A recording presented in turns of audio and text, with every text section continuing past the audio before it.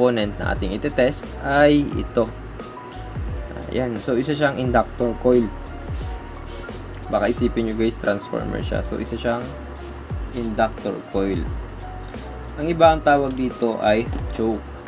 So, bakit kaya sa tingin nyo tinawag sang choke? Ayan. Kung napapansin nyo guys, madalas nyo itong makikita sa mga primary section ng isang power supply or ng isang SMPS.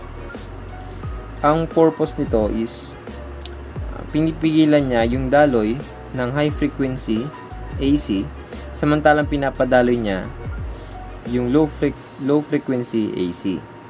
So, paano naman pag-check nito? So, sa pag-check nito, continuity test tayo guys. Ang range na gagamitin natin is times 1. And same procedure pa rin. Kakalibrate natin yung ating tester. Didikit natin yung magkabilang dulo ng ating test probe. And ipapantay natin siya sa 0. So, pihitin ko lang to guys. Ayan.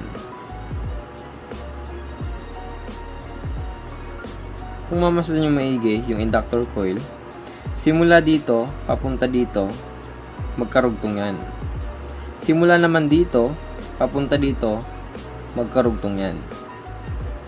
So, i-check natin yung continuity nitong linyang to. At ito rin. So, check natin. Gusto nyo maigi yung ayan. Yung sa kabila. Ayan. So, nangangahulugan na buo pa tong inductor coil na to. Actually, bihira naman tong masira. Ang kadalasang sira lang sa inductor coil is nagiging open siya. Ngayon naman is i-check natin simula dito hanggang dito. Dapat dyan guys is wala tayong makuhang reading sa kanya.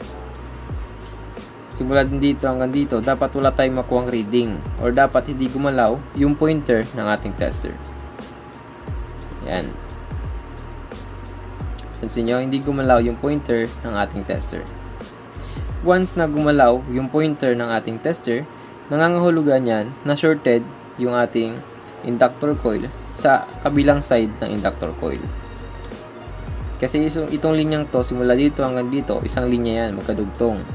Simula naman dito hanggang dito, magkarugtong din yan. Walang connection itong linyang to papunta dito. Ayan o. Diba? Ito magkadugtong. Ayan, magkadugtong.